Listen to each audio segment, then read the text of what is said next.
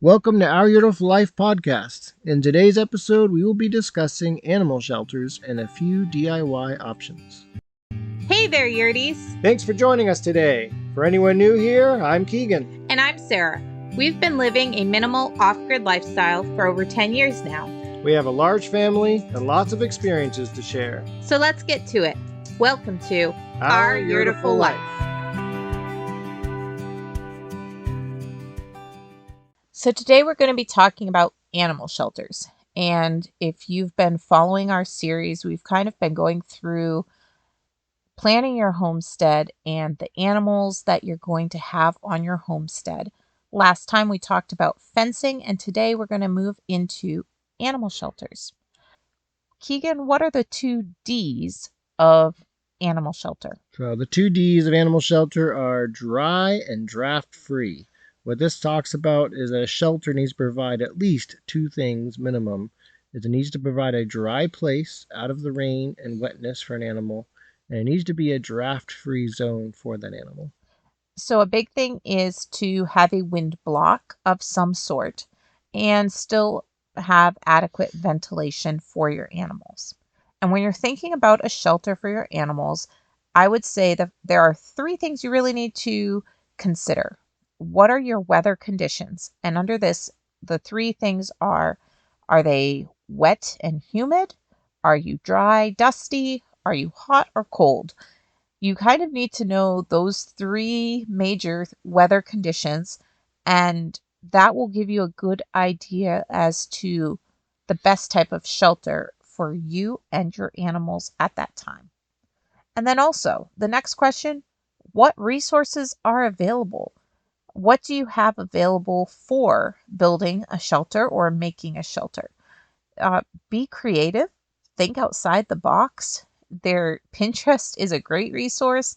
Use online to find ideas, source different other people's ideas, and create your own. And be creative and figure out what you can use where you're at for your animals and for shelter.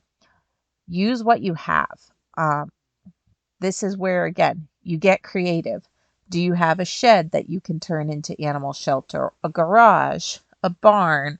Do you have a prefabbed structure that was used for something else, but now you can turn into something for animals? You don't have to build it all from scratch. We have been in places where we've used a metal storage shed that was on the property for a chicken coop, and we used it as a bunny coop for a while, a chicken coop. And now it's a tool shed. And now it's a tool shed. It's lived a good life. So we've used an old storage shed for a chicken, like that. We just have a storage shed that we transformed into a chicken coop for ourselves. We've made hoop houses with cattle panels and tarps.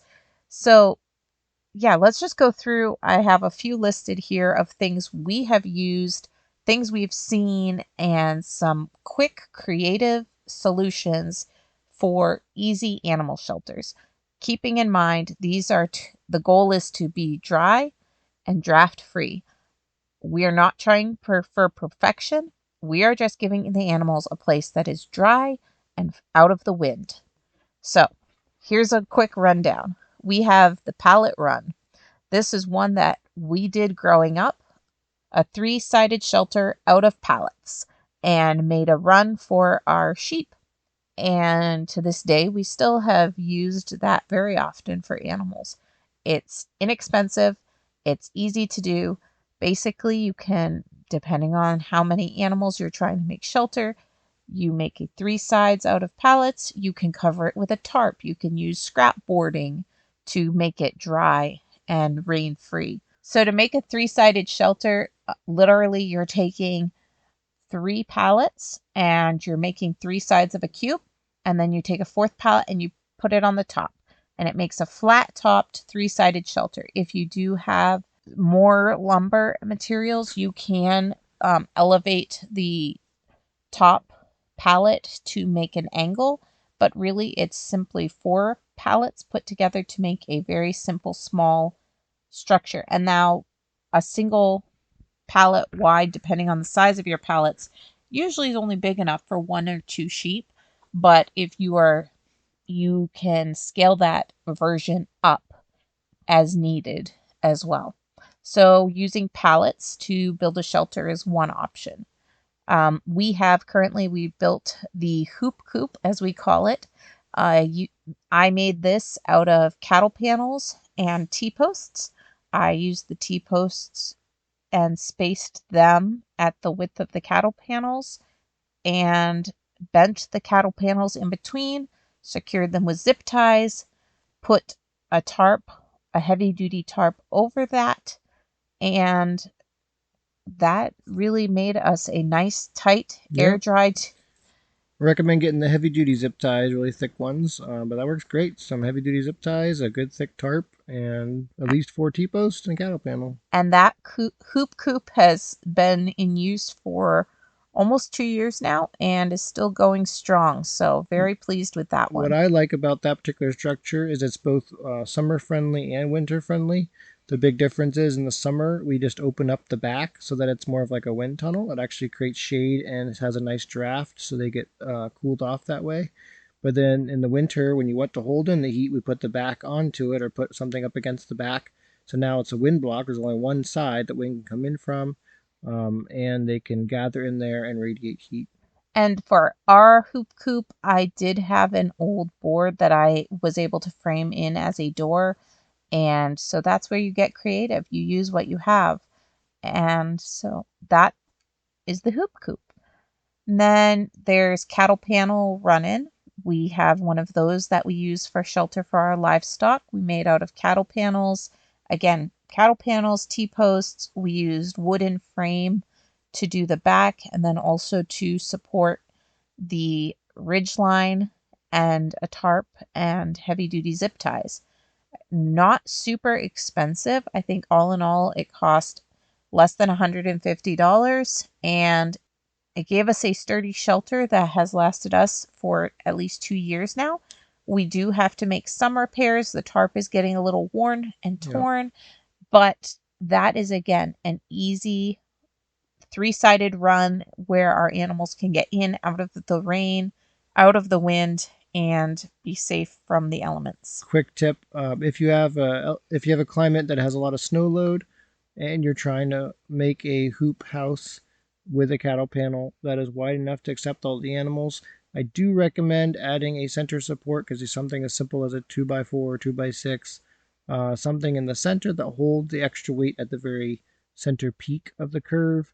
We did not do that on ours, and we had the snow load overcome the tension of the wire and implode part of it. I had to fix in the middle of the winter. I ended up fixing it with that, a 2x6 and some scrap boards, just to hold up the extra weight. So looking back, that would have been prudent. The animals don't mind at all. They actually use that post as a scratching post while they're in there. So to make sure it's anchored well to the ground, and then it'll just help to support that center portion. Another quick and easy shelter that we use is what I call the double door duck house. Um, this is literally two old doors that we found on the property that we screwed together into an A-frame shelter. And our ducks love this. We had two mamas use it for hatching this spring. And I think right now, though, it has become a sheep shelter as Mm-hmm. our two lambs that are in the orchard area are taking over the duck house as their personal shelter. So the double doors duck house, just screwing the two doors lengthwise, it's close to the ground. It's in an A frame, and the ducks love that as a shelter. Turned over totes, using plastic totes, reusing and repurposing them can be great for bunnies, ducks, chickens. Flipping the tote over, of course, you have to cut a hole as an entrance.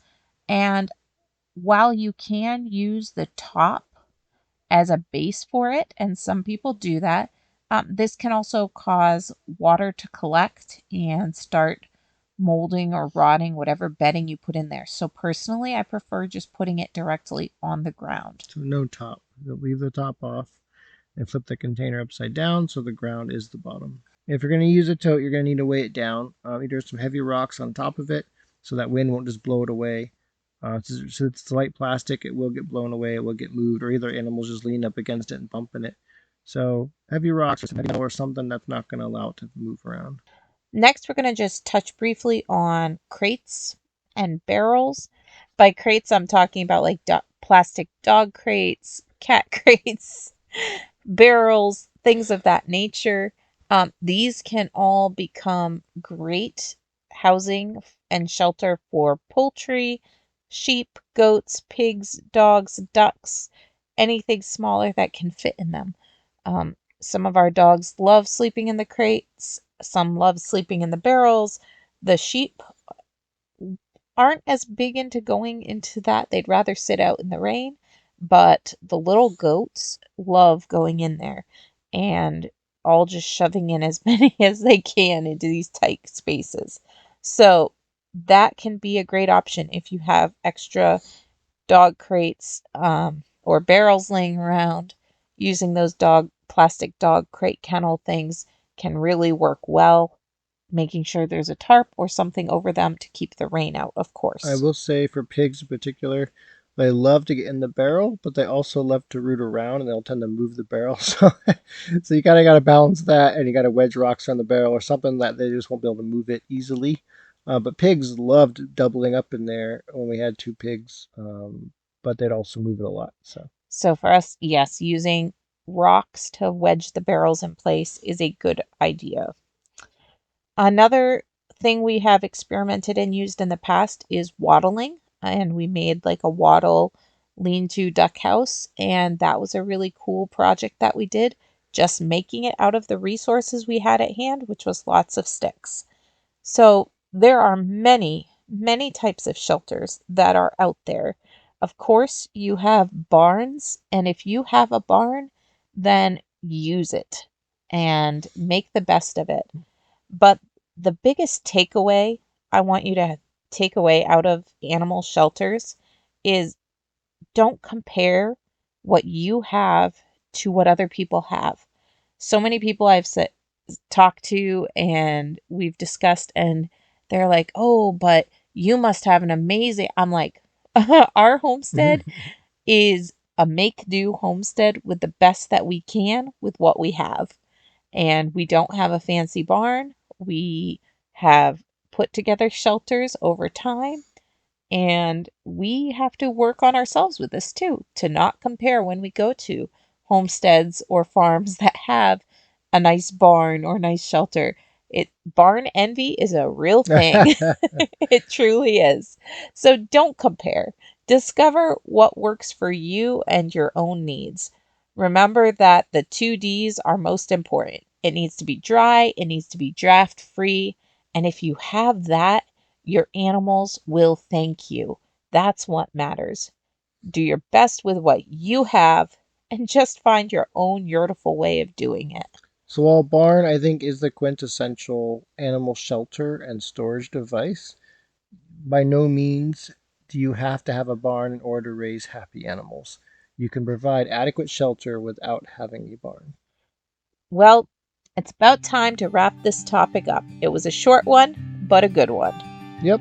So please like, share, subscribe, and join our email list. And don't forget, go out Dream big and discover your own Yurtiful life.